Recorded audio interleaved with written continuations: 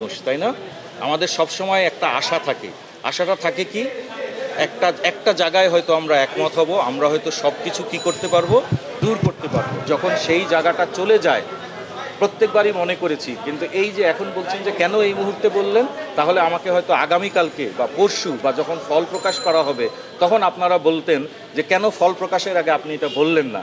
তা আমি মনে করি যে আমি হয়তো দেরি করেছি, সেই দোষ আমার, কিন্তু আমি মনে করছি যে it is better to be late than never. Sir, আমরা স্পষ্ট জানতে চাচ্ছি যে অভিযোগগুলো কি, ত্রুটিগুলো কি, এবং আপনি কেন বলছেন যে বোর্ড স্থগিত রাখার জন্য? আমি এর সাথে একটু সংযোগ করি স্যার, কারোর চাপে বা কোনো মহলের চাপে আপনি এটা বলছেন কিনা? এইবার একটা খুব সুন্দর প্রশ্ন আসছে, তার আগে আমি ওনার প্রশ্নটার উত্তর দিয়ে দিই। সেটা হচ্ছে যে আমি যেটা বলেছি স্পষ্ট, একটা একটা করে আমি বলবো না। আমি ভবিষ্যতে যখন সময় সুযোগ হবে তখন এই সবগুলো নিয়েই হয়তো আপনাদেরকে জানাবো, কিন্তু আমি এক লাইনে যেই আমার কথাটা, সেটা হচ্ছে সাধারণভাবে মানুষ একটা নির্বাচনের স্বচ্ছতা, গ্রহণযোগ্যতা এবং সব দিক থেকে ত্রুটিমুক্ত যেই জায়গাটায় দেখে, সেখানে উই ফেল।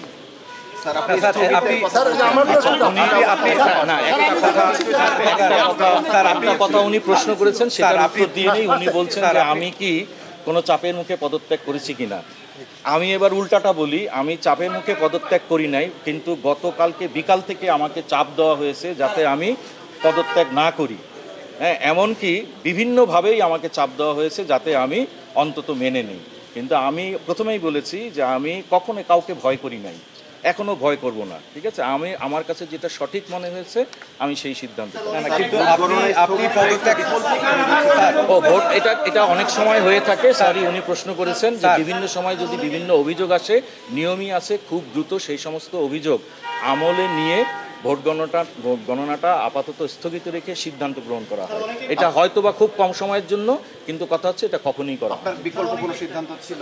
ওই যে অবশ্যই যে আমরা সিদ্ধান্ত নিব, তাই না, যে আমাদের কি কি অভিযোগগুলো এসছে, সেই অভিযোগগুলোর বিষয়ে আমাদের কাছে কি কি মানে কি কি প্রসঙ্গ, সেগুলোকে আমি সলভ করে তারপরে। স্যার আপনি স্যার হয়নি এখানে, মানে ভোটে যেটা করেছে সেখানে কি ছাত্রদের মোটে সঠিক প্রতিফলন হচ্ছিল না? ভোটের ফলাফল যেহেতু ঘোষণা হয়নি, অতএব আমি মনে করি প্রশ্নটা প্রিম্যাচুর। আপনি বিএনপি রাজনীতি করেন, বিএনপির দল যেহেতু বর্জন করছে সেই হিসেবে আপনার রাজনীতি চাপ আসতেছে এবং কোণঠাসা করা হচ্ছে পলিটিক্যালি, এই জন্য আপনি এখন আপনার প্রতি পলিটিক্যাল কোনো চাপ আছে? আচ্ছা, স্যার, প্রথম আপনি- কথা আপনি হচ্ছে যে আমি বিএনপি করি না। হ্যাঁ, এটা আসলে বাংলাদেশে প্রচলিত একটা ভাষা। আমি অবশ্যই বাংলাদেশের একজন স্বাধীন নাগরিক হিসাবে এবং বিশ্ববিদ্যালয়ে যেই ধরনের আছে তাতে একটি আদর্শে বিশ্বাস করি, সেই আদর্শের সংগঠনের সাথে আমি যুক্ত আছি। কিন্তু আমি আপনাকে আবারও নিশ্চিত করি, আমি মাহফুজ সত্তার, আপনারা যারা চিনেন তারা দেখেছেন, কোনো সময় এমনকি আমার ছেলে হোক, আমার সন্তান হোক, আমার ভাই হোক, বোন হোক, বাবা হোক, কারো কথায় নতি স্বীকার করা, কারো কথায় কোনো কাজ করার মানুষ আমি নই। আপনি নির্বাচন কমিশনার হিসেবে সেখানে আসলে কি ব্যবস্থা নিয়েছিলেন? আপনি ওই যে একটু আগে প্রশ্ন করছিল না যে আপনি কি কি অনিয়মের কথা বলছেন, তো আমার মনে হয় আপনি একটা কথা বলে দিয়েছেন। ঠিক আছে, সেখানে তাৎক্ষণিকভাবে নিয়ম মাফিক যেই সিদ্ধান্ত নেওয়ার কথা, আমরা সেই সিদ্ধান্তই সেখানে দিয়েছি। আপনার কি সিদ্ধান্ত ছিল স্যার নিয়ম মাফিক? সেই সিদ্ধান্তটাই স্যার ক্লিয়ার করা দরকার, কারণ আপনি পদত্যাগ করছেন, সেই পদত্যাগের জায়গাটাতে সদস্য সচিব এবং যিনি প্রধান নির্বাচন কমিশনার আছেন তার থেকে জানতে পারেন। না স্যার আপনি তো পদত্যাগ করছেন স্যার। কমিশনের অংশ। স্যার আপনার বিরুদ্ধে স্যার একটা অংশ ছিলাম, আপনি জি। স্যার শুরুতে বলেছেন যে স্যার আপনাকে চাপ দেওয়া হয়েছিল পদত্যাগ না করতে, কিন্তু আপনার বিরুদ্ধে স্যার আমরা একটা অভিযোগ মানে শুনতে পাইছি, সেটা হচ্ছে আপনি প্রধান নির্বাচন কমিশনার পাশাপাশি যারা পোলিং অফিসার আছেন, শিক্ষক, এদেরকে আপনি হচ্ছেন বলেছিলেন এই চাপ প্রশ্নটা প্রয়োগ না করেছেন। আমাকে আরো কয়েকজন সাংবাদিক করেছে। হ্যাঁ, তা আমি তাদেরকে যেই উত্তর দিয়েছি আপনাদেরকেও একই উত্তর দেই।